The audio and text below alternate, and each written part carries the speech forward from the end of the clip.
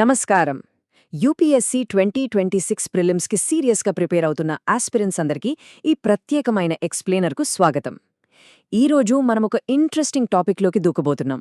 అదే మేఘాలకు చాలా పైన జరిగే వింతైన కాంతి క్రీడలు, ట్రాన్సియంట్ ల్యూమినస్ ఈవెంట్స్, షార్ట్గా TLEs. ఈ టాపిక్ నుంచి ఏ క్వశ్చన్ వచ్చినా మీరు రేపు నిద్రలో ఉన్నా సరే టక్కున ఆన్సర్ చెప్పేలా, ప్రతి పాయింట్ మీ బ్రెయిన్లో ప్రింట్ అయ్యేలా ఈ కాన్సెప్ట్స్ని డిస్కస్ చేద్దాం. రెడీనా? సరే, ఇప్పుడు మనం సిలబస్ పాయింట్ ఆఫ్ వ్యూలో ఏమేం కవర్ చేయాలో ఒకసారి చూద్దాం. ఈ స్ట్రక్చర్ ఫాలో అయితే ఈ అప్పర్ అట్మాస్ఫెరిక్ ఫినామినాని గుర్తుపెట్టుకోవడం చాలా ఈజీ అవుతుంది. TLEల డెఫినిషన్తో స్టార్ట్ చేసి వాటి హిస్టరీ, ఆ తర్వాత స్ప్రైట్స్, జెట్స్, ఎల్వ్స్, ఇంకా చిన్నపాటి స్కై ఫినామినా, ఇలాంటి ఫ్యాసినేటింగ్ కేటగిరీస్ అన్నింటినీ 1 by 1 కవర్ చేద్దాం. ముందుగా ఫస్ట్ సెక్షన్, అసలు TLEలో అంటే ఏమిటో వాటి నిర్వచనం చూద్దాం. యూపీఎస్సీ లాంటి ఎగ్జామ్స్లో పర్ఫెక్ట్ టెర్మినాలజీ ఎంత ఇంపార్టెంటో మనకు తెలిసిందే కదా. ఇక్కడ మీరొక పాయింట్ చాలా జాగ్రత్తగా నోట్ చేసుకోవాలి. చాలామంది వీటిని క్యాజువల్గా అప్పర్ అట్మాస్ఫియరిక్ లైటనింగ్ అంటుంటారు. కానీ యాక్చువల్లీ అది ఒక మిస్నోమర్, అంటే కరెక్ట్ పదం కాదు. ఎందుకంటే మనకు తెలిసిన రెగ్యులర్ మెరుపులకు ఉండే ఫీచర్స్ వీటికుండవు. ఇవి తుఫాను మేఘాలకు చాలా ఎత్తులో జరిగే short lift electrical plasma events. రేపు ఎగ్జామినర్ మిమ్మల్ని కన్ఫ్యూజ్ చేయడానికి ఇక్కడే ఒక ట్రిక్ క్వశ్చన్ అడగొచ్చు. కాబట్టి ఈ డిఫరెన్స్ని అస్సలు మర్చిపోవద్దు. ఇంతకీ ఇవి చాలా రేర్గా జరుగుతాయేమో అని మీరు అనుకోవచ్చు, కానీ శాటిలైట్ డేటా చూస్తే మైండ్ బ్లాంక్ అవుతుంది. మన భూమి మీద ప్రతి సంవత్సరం ఏకంగా అనేక మిలియన్ల TLEలు జరుగుతున్నాయని అంచనా. అవునండి, మిలియన్లు. ఇవి చాలా కామన్ ఫినామినా, కానీ ఇవి వాతావరణంలో ఎంత ఎత్తులో జరుగుతాయంటే కింద ఉన్న మేఘాల వల్ల మన కంటికి అస్సలు కనిపించకుండా దాగి ఉంటాయి. నెక్స్ట్, అసలు ఈ TLEలు కేవలం థియరీ నుంచి సైంటిఫిక్ ఫ్యాక్ట్గా ఎలా మారాయో వాటి హిస్టరీలోకి వెళ్దాం. ఇక్కడ అసలైన ట్విస్ట్ ఏంటంటే 1920లోనే CTR విల్సన్ అనే సైంటిస్ట్ ఇలా మేఘాలపైన ఎలక్ట్రికల్ బ్రేక్డౌన్ జరుగుతుందని ప్రిడిక్ట్ చేశారు. కానీ ఎన్నో దశాబ్దాల పాటు పైలట్లు చెప్పినా ఎవ్వరూ నమ్మలేదు. ఫైనల్గా జూలై 1989లో RC ఫ్రాంజ్ అనే వ్యక్తి అనుకోకుండా రాత్రిపూట తన కెమెరాలో వీటిని రికార్డ్ చేయడంతో మొట్టమొదటి విజువల్ ప్రూఫ్ దొరికింది. ఆ తర్వాత కొన్ని నెలలకే అక్టోబర్లో నాసా స్పేస్ షటల్ STS-34 కూడా తన ఆర్బిట్లో ఈ అద్భుతాలను రికార్డ్ చేసింది.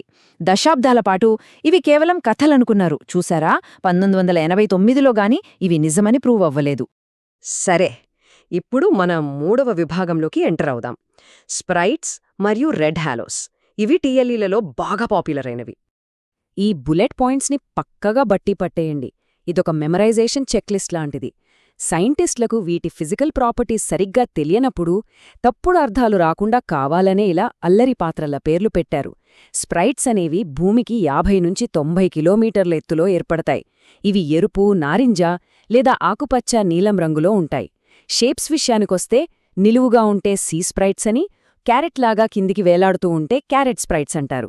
కానీ ఇక్కడ మీరు నిద్రలో లేపి అడిగినా చెప్పాల్సిన హైలీ టెస్టబుల్ పాయింట్ ఏంటంటే వీటిని ట్రిగర్ చేసేది మేఘాల్నుంచి భూమికి పడే పాజిటివ్ లైట్నింగ్. ఈ ఫ్యాక్ట్ని మాత్రం మైండ్లో లాక్ చేసేసుకోండి. అండ్ ఈ పాయింట్ ఒక ఫండమెంటల్ డిఫరెన్స్ని చాలా అద్భుతంగా వివరిస్తుంది. స్ప్రైట్స్కి జెట్స్కి మధ్య ఉన్న ఆ కీ డిఫరెన్స్ ఏంటి? స్ప్రైట్స్ అనేవి మెరుపుల వల్ల ట్రిగర్ అయ్యే సెకండరీ ఈవెంట్స్ మాత్రమే. కానీ జెట్స్ అలా కాదు. జెట్స్ అనేవి ఉరుములతో కూడిన మేఘాలలోనే పుట్టి నేరుగా ఆకాశం వైపు పైకి ప్రయాణించే ట్రూ లైట్నింగ్ కాంపోనెంట్స్. మన ఎగ్జామినర్స్ మిమ్మల్ని ట్రాప్ చేయడానికి ఇలాంటి పాయింట్స్ దగ్గరే క్వశ్చన్స్ ఫ్రేమ్ చేస్తుంటారు. So be careful. ఇక 4వ సెక్షన్కి వచ్చేద్దాం. బ్లూ మరియు జైగాంటిక్ జెట్స్. ఆకాశం వైపు దూసుకెళ్లే నిజమైన మెరుపుల ఫ్యామిలీ ఇది. ఇవి ఎలా ఫామ్ అవుతాయో, ఎంత పైకి వెళ్తాయో ఒకసారి స్టెప్ బై స్టెప్ చూద్దాం. ఈ జర్నీ భలే ఉంటుంది. Step 1, blue starters. ఇవి కొంచెం వీక్గా ఉంటాయి, కేవలం 20 కిలోమీటర్ల ఎత్తు వరకే చేరుకుంటాయి. Step 2, blue jets. ఇవి సెకనుకు 100 నుంచి 140 కిలోమీటర్ల స్పీడ్తో 50 కిలోమీటర్ల ఎత్తుదాకా దూసుకెళ్తాయి. అయోనైజ్డ్ నైట్రోజన్ వల్ల ఇవి నీలం రంగులో కనిపిస్తాయి. ఫైనల్గా స్టెప్ 3, జైగాంటిక్ జెట్స్. ఇవి మేఘాల మధ్య ఫ్లాష్ లాగా స్టార్ట్ అయ్యి ఏకంగా 90 కిలోమీటర్ల ఎత్తులో ఉన్న అయానోస్ఫియర్ను టచ్ చేసి అక్కడే ఎండ్ అవుతాయి. ప్రొఫెసర్ డాక్టర్ విక్టర్ పాస్కో చెప్పిన ఈ మాట ఒక్కటి గుర్తుపెట్టుకుంటే చాలు. బ్లూ స్టార్టర్స్ అంటే ఏమిటంటే పైకి చేరడంలో ఫెయిల్ అయిన బ్లూ జెట్స్.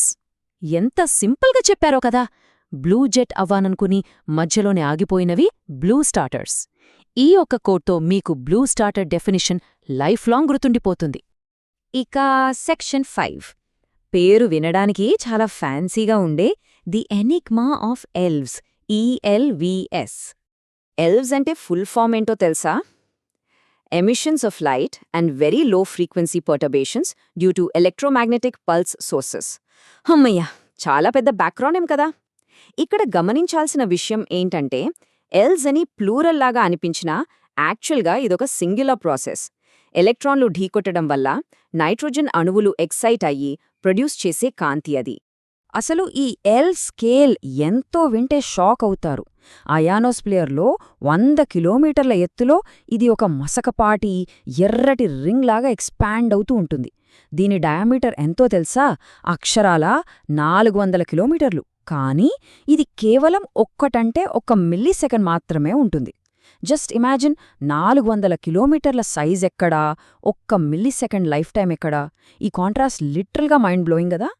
ఇక మన లాస్ట్ సెక్షన్కి వచ్చేసాం. ఇతర చిన్నపాటి కానీ అంతే ఇంట్రెస్టింగ్గా ఉండే స్కై ఫెనామెనాస్ గురించి చూద్దాం.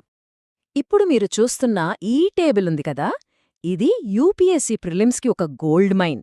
వీటన్నింటినీ పర్ఫెక్ట్గా కేటగరైజ్ చేసి సింపుల్గా గుర్తుపెట్టుకోవచ్చు. ట్రోల్స్ ఎరుపు రంగులో ఉంటాయి, బలమైన స్ప్రైట్స్ వచ్చిన తర్వాత కనిపిస్తాయి. పిక్సీస్ తెలుపు రంగులో ఉంటాయి, వీటికి మెరుపులతో అస్సలు సంబంధమే లేదు. ఇక ఘోస్ట్స్ ఆకుపచ్చ రంగులో ఉంటాయి, ఎర్రటి స్ప్రైట్స్ మాయమయ్యాక మళ్ళీ కనిపిస్తాయి. వీటిలో ఐరన్, నికిల్, ఆక్సిజన్ ఉంటాయి. లాస్ట్ది గ్నోమ్స్. వీటి రంగు ఎగ్జాక్ట్గా తెలీదు కానీ తుఫాను మేఘాల పైభాగం నుంచి పైకొచ్చే ఒక బ్రీఫ్ స్పైక్ లాంటి కాంతిరేఖ ఇది. ఈ టేబుల్ని మైండ్లో అలా క్యాప్చర్ చేసేసుకోండి. ఫైనల్గా ఈ ఎక్స్ప్లెయినర్ని ఒక థాట్ ప్రొవోకింగ్ క్వశ్చన్తో ఎండ్ చేద్దాం. మనకి తెలియకుండా ప్రతి క్షణం లక్షలాది టీఎల్ఈలు మేఘాలకు పైన అలా డాన్స్ చేస్తున్నాయంటే మన కంటికి కనిపించని, మనమింకా డిస్కవర్ చెయ్యని అద్భుతాలు ఆ అప్పర్ అట్మాస్ఫియర్లో ఇంకెన్ని దాగి ఉన్నాయో కదా. అట్మాస్ఫెరిక్ సైన్స్ ఎప్పుడు ఇలాంటి సర్ప్రైజెస్ ఇస్తూనే ఉంటుంది. ఈ టాపిక్ ఇప్పుడు మీ బ్రెయిన్లో స్ట్రాంగ్గా ఫిక్స్ అయిపోయిందని అనుకుంటున్నాను. బాగా రివైజ్ చేయండి, రాబోయే ప్రిలిమ్స్లో అద్దరగొట్టేయండి. All the best.